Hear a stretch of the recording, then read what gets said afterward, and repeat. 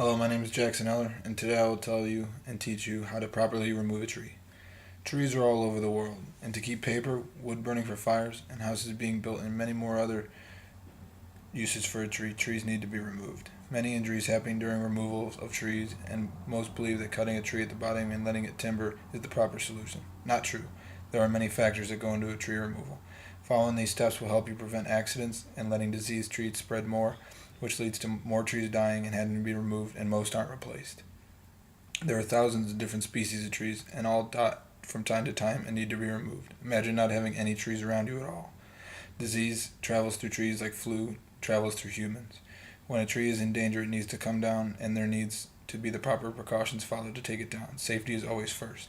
I worked for the City of Bay Village, which is 20 minutes west of Cleveland, for 5 summers. I worked as an arborist for 4 of those summers, and I learned so much about trees that I had never known or even knew was there. I have removed and taken down over 100 trees, and both of my bosses are certified through the state arborist. I was one of those people who thought watching it fall and slice it at the bottom was the correct way and the most proficient.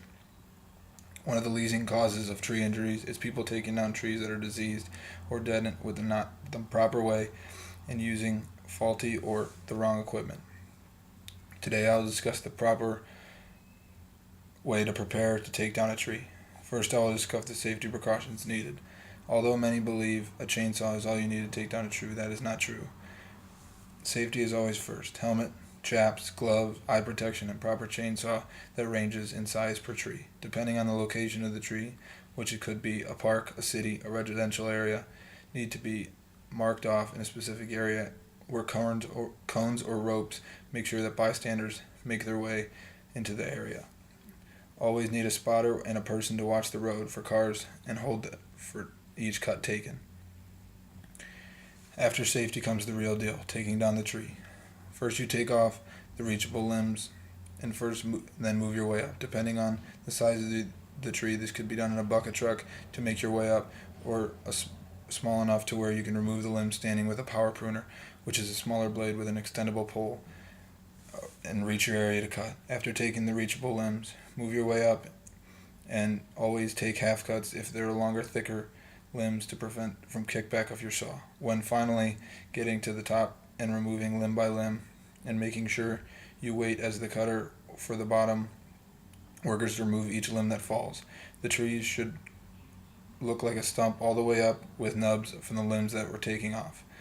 Then, depending on the size of the tree, measure out the cuts so that the standing stump can be removed not as a whole if it's a big tree. Cut at an angle to the area you're cutting, and then straighten on the next cut to make a Pac-Man type mouth on the side of the tree opposite of the way you want it to fall, so it falls properly and doesn't go in another direction.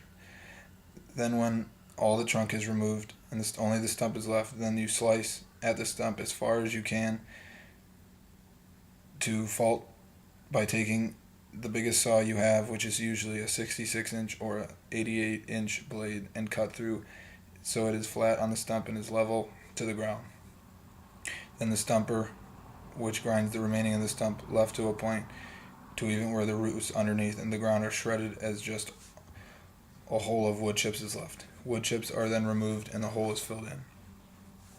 Even though there is not a way to prevent any accident from happening in the tree business, the following steps will help tremendously. I have had first-hand experience in this field and witnessed multiple cases where accidents have occurred but were not harmful because of the safety precautions and rules we follow to prevent these accidents. With the following, the right and correct way to remove and take down trees, accidents aren't promised to never happen but are always preventable, and following these steps and directions. Hopefully, even if you aren't interested in trees or removals of trees, this will help somebody you know who is and can help them learn the proper way to remove a tree and to also treat diseased trees and not spread the disease more and more.